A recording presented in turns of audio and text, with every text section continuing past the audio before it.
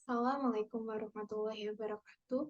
Perkenalkan, nama saya Salsabila Asditsi dengan akhiran NIM 056 dari kelas B Indralaya. Di sini saya akan mempresentasikan mengenai manajemen limbah konstruksi dan limbah B3.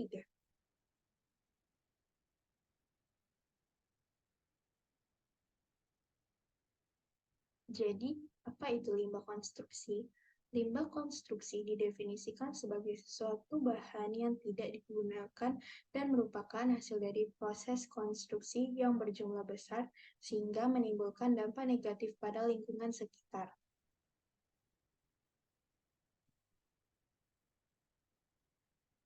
Limbah material konstruksi dihasilkan dalam setiap proyek konstruksi, baik itu proyek pembangunan maupun proyek pembongkaran. Bahan tersebut bisa berupa batu, beton, batu bara, atap, instalasi listrik, dan lain sebagainya. Klasifikasi limbah konstruksi terbagi menjadi 3 macam, yaitu 1. Sisa bahan. Dalam kategori sisa bahan, bahan atau material bangunan itu ada 2 jenis, yaitu material pokok utama dan material bantu. Contoh sisa bahan utama misalnya besi beton, atap genteng, lantai keramik, dan seterusnya. Sedangkan sisa material bantu itu antara lain seperti bambu, paku, dan sebagainya. Kemudian yang kedua ada sampah proyek. Sampah proyek merupakan limbah bahan yang sudah tidak seperti wujud aslinya, namun bisa kita gunakan untuk konstruksi. Sampah proyek ini merupakan kategori yang paling rendah karena benda-benda ini benar-benar tidak berguna. Walau tergolong sangat rendah, ini masih memiliki nilai jualnya, seperti kertas semen, karung plastik, dan sebagainya. Kemudian yang ketiga ada material rongsok. Material rongsok merupakan kategori yang paling rendah dalam limbah konstruksi karena benda-benda itu benar-benar sudah tidak berguna. Contohnya seperti potongan besi, balok kayu, papan, atau triplex. Banyak yang mau membeli dengan harga yang bersaing. Hal itu ditandai karena banyaknya usaha jual beli rongsok, terutama rongsok yang mengandung logam. Itu sebabnya rongsok tidak dianggap sebagai sampah proyek. Kemudian, dampak limbah konstruksi. Dampak limbah konstruksi itu terbagi menjadi 3 macam, yaitu yang pertama, mengakibatkan kontraktor rugi.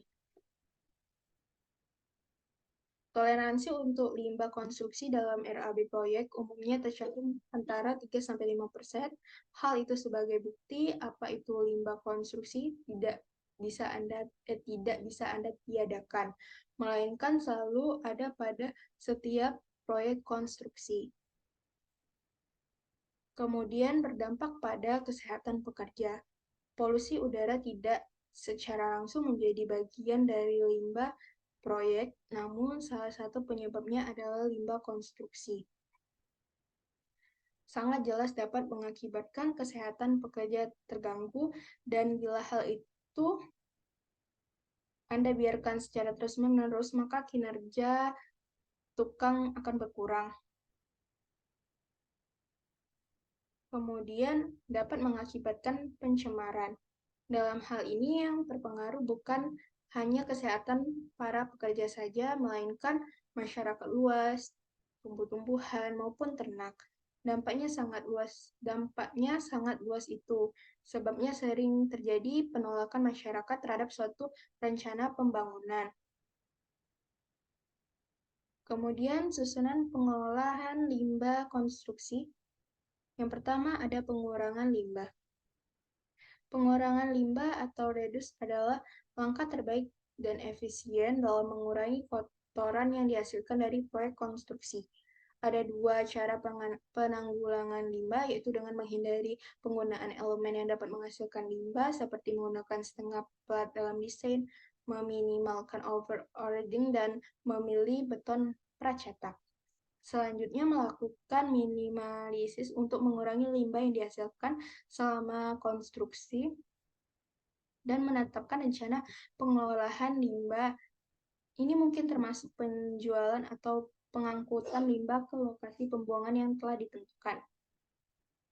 Kemudian, penggunaan kembali.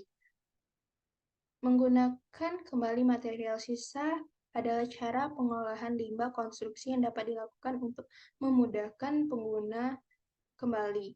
Bahan bangunan harus disortir dan dipisahkan menurut kategorinya masing-masing.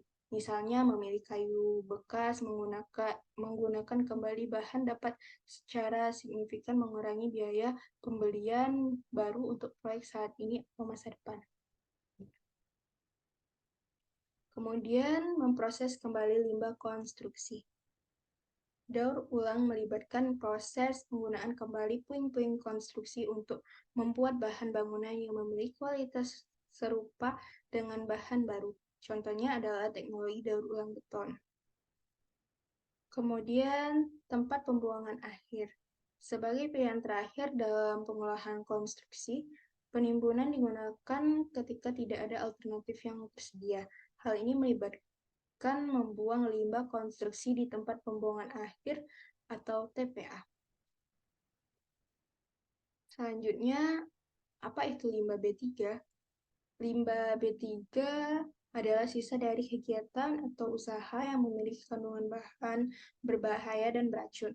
Maksud dari bahan berbahaya dan beracun di sini adalah zat, komponen, atau energi yang menimbulkan dampak buruk terhadap lingkungan dan kesehatan, serta kelangsungan hidup dari semua makhluk hidup yang ada di bumi.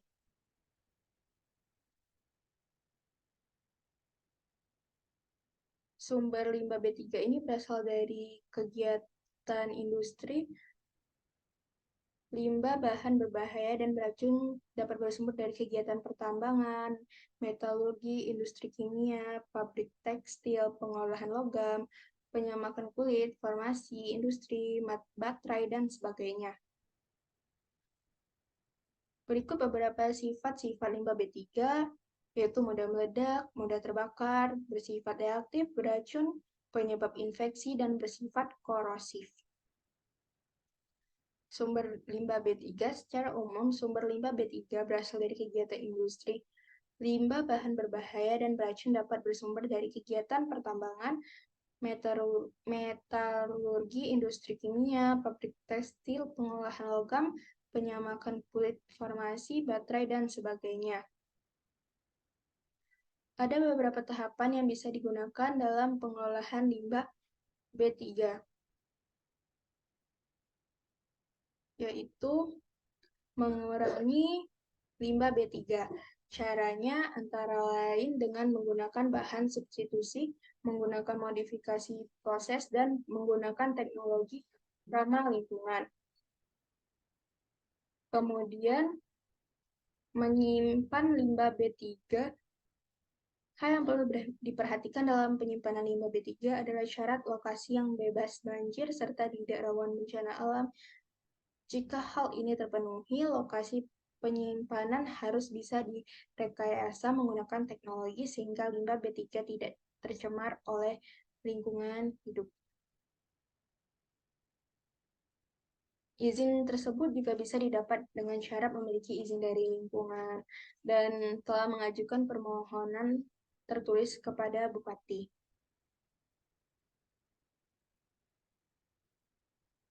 Apabila limbah B3 ini kita kemas, maka kemasan yang digunakan ini harus memenuhi sejumlah kriteria, yaitu terbuat dari bahan yang sesuai dengan karakteristik limbah B3 yang akan disimpan, dan dapat menahan limbah B3 dalam kemasan, memiliki penutupnya yang kuat dan berada dalam kondisi baik dan tidak rusak. Kemudian ada mengumpulkan limbah B3. Pengumpulan limbah B3 ini dapat dilakukan dengan cara segregasi dan penyimpanan. Ini juga merupakan kewajiban perusahaan penghasil limbah B3. Kemudian limbah akan dikumpulkan oleh pengumpul limbah yang telah memiliki izin pengolahan limbah B3. Yang keempat, ada mengangkut limbah B3. Untuk melakukan pengangkutan limbah B3, alat angkut yang digunakan itu harus tertutup. Pihak pengangkut limbah B3 juga harus sudah memiliki izin pengolahan limbah B3.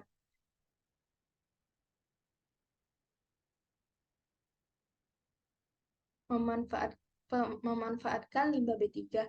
Beberapa bentuk memanfaatkan limbah B3 adalah sebagai substitusi bahan baku, substitusi sumber energi dan bahan baku. Sebelumnya bisa dilakukan uji coba pemanfaatan limbah B3. Uji coba tersebut harus dilengkapi dengan persetujuan dari pihak yang berwenang.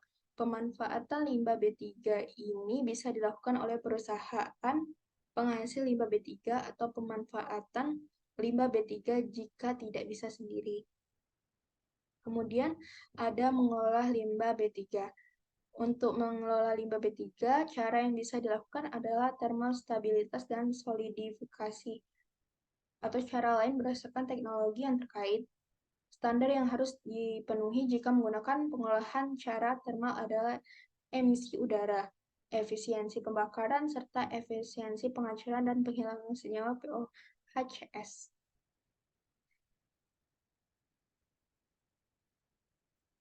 Kemudian ada cara menimbun limbah B3.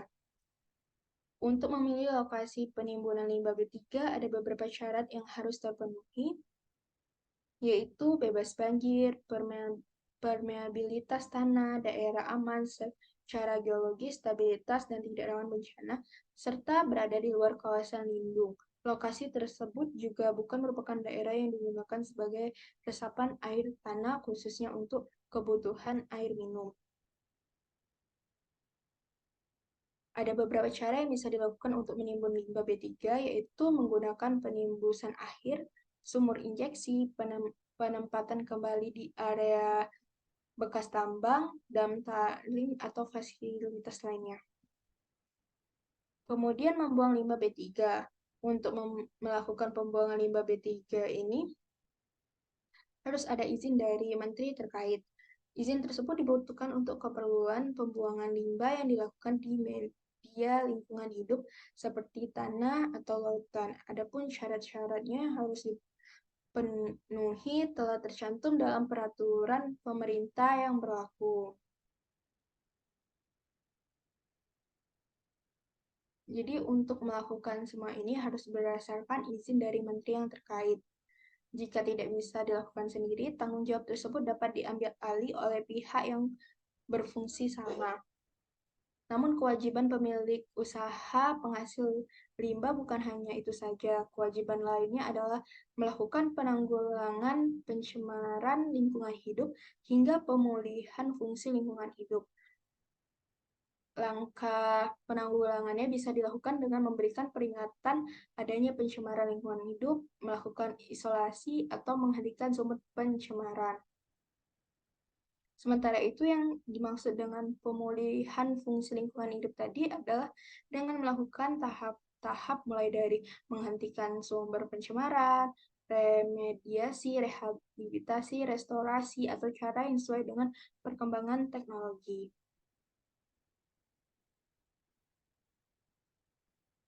Tenaganya juga harus mengikuti training khusus untuk mendapatkan sertifikasi.